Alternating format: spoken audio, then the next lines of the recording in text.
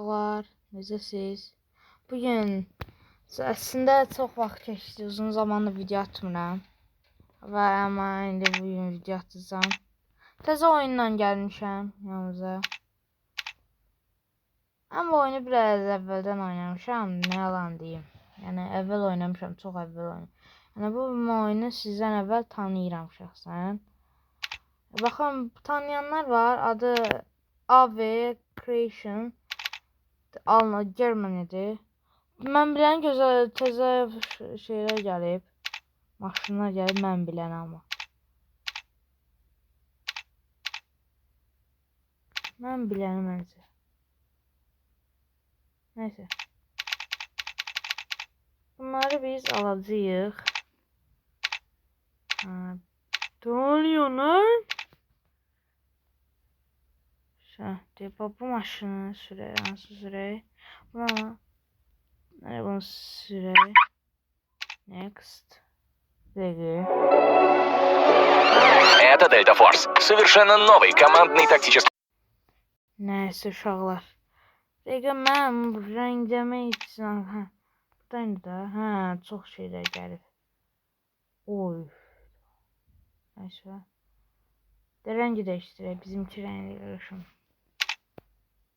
Bu ne?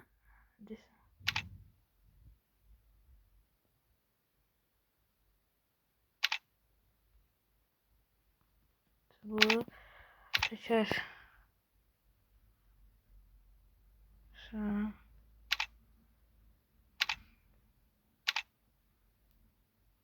FPS uşaqlar. Oh, Dad, team here. Full teams.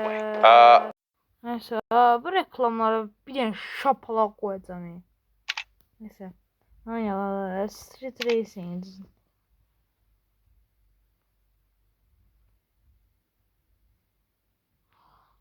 Başa. Çok değişik, biraz değişik bir start yapıyor. Adam bilirim ne adam. Orada şu çantanın oldu. Lan ne oluyor uşaqlar? Ayar.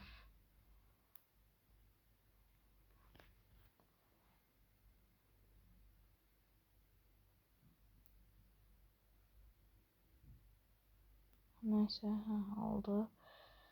Kontrol, yok kontrol bu olsun. Bu olsun. Bu olsun. Orta. Bir sürü de bəs. Biz bu kadar bəs. Başladık xiyar balaş.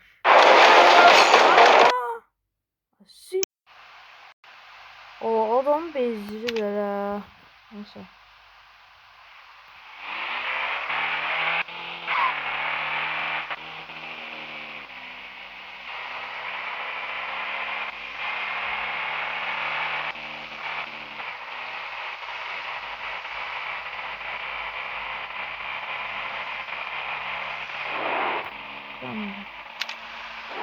Ay bilet. Tamam. Görürsən maşını mı? O peri oxşuyur ona da. Xəzərə də oxşuyur. Ay bilet.